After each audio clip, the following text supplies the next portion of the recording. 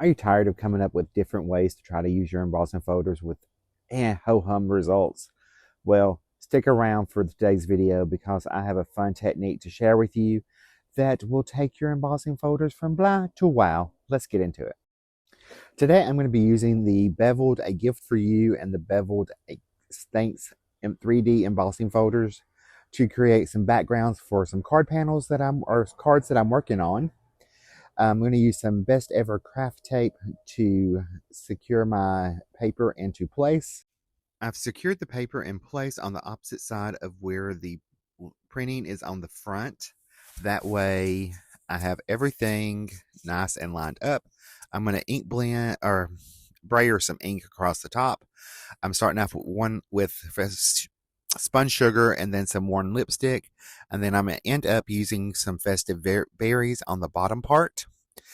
This helps to get a smoother blend when you're using the brayer than using a blending brush or anything like that, and it keeps me from getting ink down into the raised areas of the embossing folders. So I'm just going to kind of go over that, and don't do like I just did and go over the entire thing with ink still on your brayer.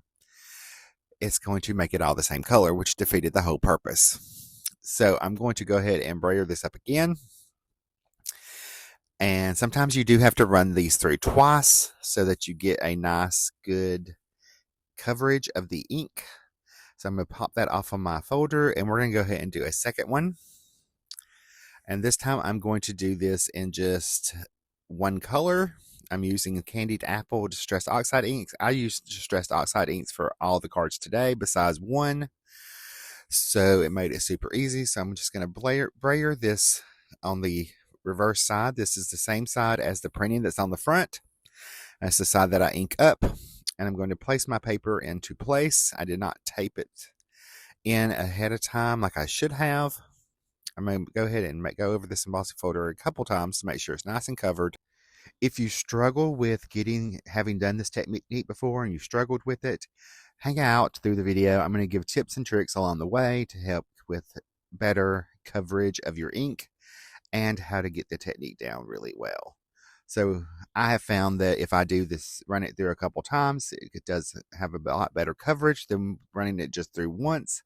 And the ink that you use really does matter. I like to use the Distress Oxides because they are a hybrid ink. So you get both properties of both of pigment and dye. I am going to try this here where we're going to do the reverse. And this was an epic fail because it goes backwards. I forgot about the printing being backwards. So we're going to switch to the Thanks 3D embossing folder, the beveled Thanks. And I'm going to go ahead and take my cardstock into place, and I'm just using 110 pounds Nina Solar White cardstock, and I just embossed that just to see how it was going to work. And I'm going to use some gold pigment ink. This is the Antique Gold from Altenew, and I'm just going to brayer. I'm going to start off by brayering the ink right across the raised area of the embossing folder, and I'm just making sure I have enough ink on there. I found doing it this way, I had a little bit heavier of a hand, so I just kind of picked the ink pad up and started rubbing it across the embossed area, and I got much better coverage that way with a lot less over inking. So if you're having problems with over inking your embossed panel, try just going straight to paper with it with the embossing folder. I found that to be a little bit better for me. It might work better for you. Now we're going to emboss on some colored cardstock. This is just Cosmic Sky cardstock from Spellbinders. And I've got this in the same Thanks embossing folder, and I'm going to ink it up with more Distress Oxide inks. I chose 3 different colors: blue, and we're going to use Salvage Patina and I think it's Tumbled Glass and Broken China, or Salty Ocean, I'm sorry. So Salvage Patina, Salty Ocean, and we're going to Faded Jeans was the last color. And then I ended up going over the whole thing again, not thinking, and got rid of my ombre. I don't know what my problem was today. I was doing these projects. It is what it is, y'all. So don't do like I did. But I did find that by doing this with the dark color cardstock, you get a completely different look with your embossing folders. So if you want to try something different, try embossing on colored cardstock with the ink and see if that gives you the look you're going for. All right, here's my finished panel. So I'm going to go ahead and take that out of the embossing folder. And I probably shouldn't have put the tape up so high, but it is what it is. I'll just trim that down.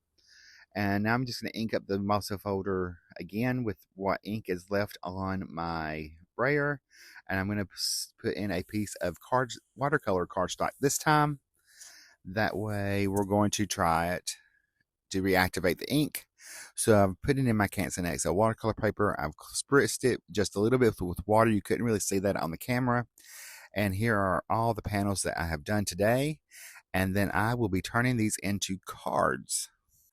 All right, so I'm going to grab my little trimmer and I'm going to start cutting my panels down as to get rid of what I don't like about them. So this one I've cut down, tried to cut off all that excess blue that didn't get inked. So I'm just going to trim that down all the way. And then the pink one, I'm going to do that same thing. I'm just going to cut that off. Can always matte these layers later, so don't ever be afraid of that. You can always matte something. Now this one I decided I'm going to cut I wanted all the individual letters. So I'm going to end up cutting each individual letters right out of this. So I had to get them nice and trimmed down, and then I'm going to cut right in between each of the sections of the letters. It was a little tricky, but I ended up doing it, and they all were not perfect because of the size of the letters. So it's something to think about.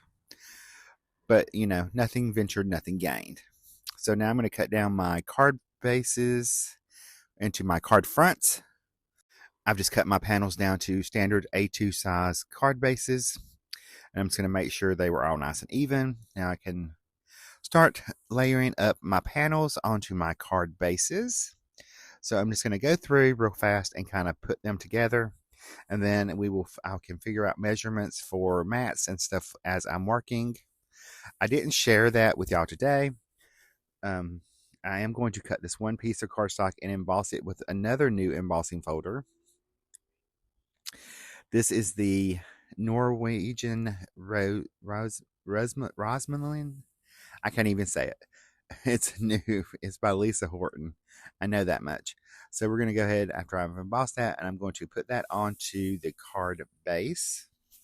And then I'm going to start attaching my letters for the words thanks. And I'm just going to space them out kind of as much as even as I possibly can. I did have to go back and adjust the sizing of some of them, so I made sure to do all that. That's why you saw the trimmer pulled back in. So I've got that all done now. I'm going to use my reverse tweezers, add some liquid glue behind each of the letters, and start placing them on the card front. I did end up finish embellishing this card with I think I used some gold pearls. You can see all the pictures on the blog. I also have all the supplies listed in the video supply list below in the video description, so you can always check that out. By cutting the letters apart, it gave me a completely different look really to the embossing folder, because I was able to have that embossed background in the background and have the sentiment as the main focal point. But it also allowed me to give a little bit of space in between each of the letters to let some of that black show through. I'm going to go ahead and put my last letter on. And this is the one that was a space. The K and the S, the spacing is not exactly right. So I just kind of trimmed it down to work with that and make it look more like it was intended that way. For the next panel, we're going to pull in a gift for you, the one with the candied apple red background. And I'm just going to take and cut some fern cardstock down just slightly larger than the card front, and I can attach those together.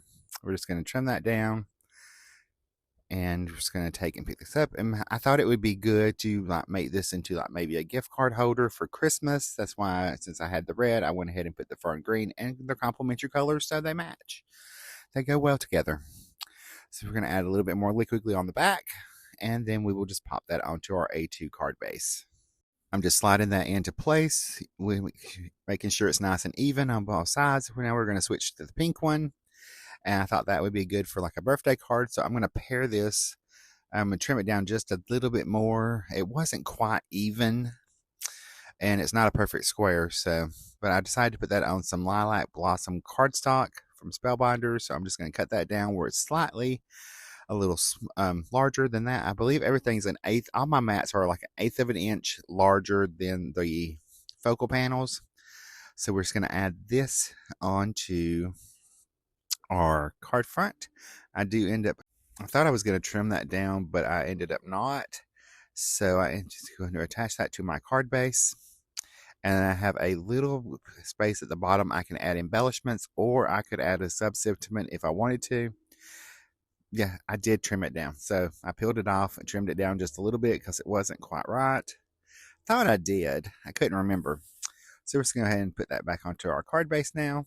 Space it out nice and even. And then for this one, we are going to add some glitter paper behind it. This is from scrapbook.com's mixed metal glitter paper pad. And I'm just going to make sure everything's nice and even. And just double checking my measurements there before I layer everything up. Better to measure twice and glue down once. But as y'all all know, I'm not opposed to pulling up some paper. All right, so we're going to go ahead and attach that down. With this time, I popped this up using some foam, instant dimension foam tape. This is the only panel I ended up actually popping up because I wanted to keep everything as flat as possible on the card so they're easy to mail. I am going to put this to one side to give a different look to a simple design. So we're just going to put that down. This is the one that is the watercolor one, and it is going to look splotchy because of the way the ink reacts. So if that's not a look you like, then don't do it. Just regularly ink it up. So I'm going to go ahead and trim those panels that down just a little bit more to make it nice and even. I'm going to add a matte layer to that. And again, it's just an eighth of an inch larger. And I can't remember what color cardstock this is. I have all everything listed again in the video description in the supply list, visual supply list below. So you can always find that there. When you use my links, I do make a small commission. That's at no additional cost to you. It's paid by the company, and it just helps me to make some money so that I can help keep these videos for free. So we're going to go ahead and we line that up, and that was Cosmic Cardstock from Spellbinders. I'm going to go ahead and add some liquid glue behind that and pop that onto my A2 card base. And can't remember if I have another one. Okay, this is where I added the embellishments, and I chose different clear. I used clear sequins and some pearls on some of them, and just regular rhinestones on the others. Here I have some star sequins, and I was just testing these out to see if I'd like them, and I ended up switching these out that I didn't really like the way they looked on there, so I'm just going to sweep those back into my little container, and I'm going to go with more of just some plain everyday clear sequins instead. So what you see me doing now is kind of arranging them where I think I want them to be before I glue anything down. That always helps me save some time. So I'm just kind of putting 3 in the top right top left and bottom right. So I'm just going to kind of space these around, and then I'm going to grab my liquid glue and my Craft Pro pickup tool and start placing those sequins. So I'm just going to add a little bit of glue under each one of them and pop those into place. Now, I decided it needed a little bit more, so I pulled in my AB Prism Rhinestones from Spellbinders, and I'm adding one of the small ones in the center of each of the sequins. That added a little bit more touch of blue to the card, and plus they have that iridescent shine, so it kind of pops off some other colors while you're looking at them in certain light, which is always a great thing. I did all this while the glue was still wet, so I didn't have to add any additional adhesive to those. Even though they are an adhesive back rhinestone, it makes it easier to stay where they're supposed to be. So now on my little thanks card, I'm going to add some gold rhinestone sequins to this. If I couldn't find the correct supply, because these are things I had in my stash, if I couldn't find something similar, or couldn't find the exact item, I did add something similar that I thought you could be used instead into the visual supply list. So we're just going to pop 3 of those little gold sequins right there at the bottom of the card base, and I'm just going to make sure those are nice and lined up, and I'll move those to the side. And then for this, the pink one, I went with the Tickle Pink Rhinestone Mix from Pajama Crafter Stamps, and I'm just going to add 3 rhinestones right at the bottom. That way it tied in that pink a little bit more, and it gave it a little bit of sparkle as well. And it was super easy to do, so I just kind of placed those where I wanted them to be and popped down my little glue and adding those to the glue. And then once those are dry, they are permanently in place, so everything's all fabulous and wonderful. For the last card, this is the red one, I'm going to add some cosmic or fairy dust rhinestones. It was either the cosmic or the fairy dust, I don't remember now. I picked the ones I like. I guess I'm using the iridescent sequins instead. I thought I used the rhinestones, but apparently I didn't. So I'm just going to pop on a few of these iridescent sequins, and I will attach those once I get them into place where I want them to be, and pop down my little glue and go boop. As Kathy Zielski says, boop, boop, boop, boop. And we got them all nice in place. I had to add a little bit more glue there because it wasn't quite enough. And then for this one, I'm going to add some gold pearls from the Night Out Pearls mix from Pajama Crafter Stamps. It has 3 different color pearls. It has black, gold, and silver in it in 3 different sizes. So I just picked out 3 different pearls, or 5. I can't remember. It's always an odd number. I think I just did 3.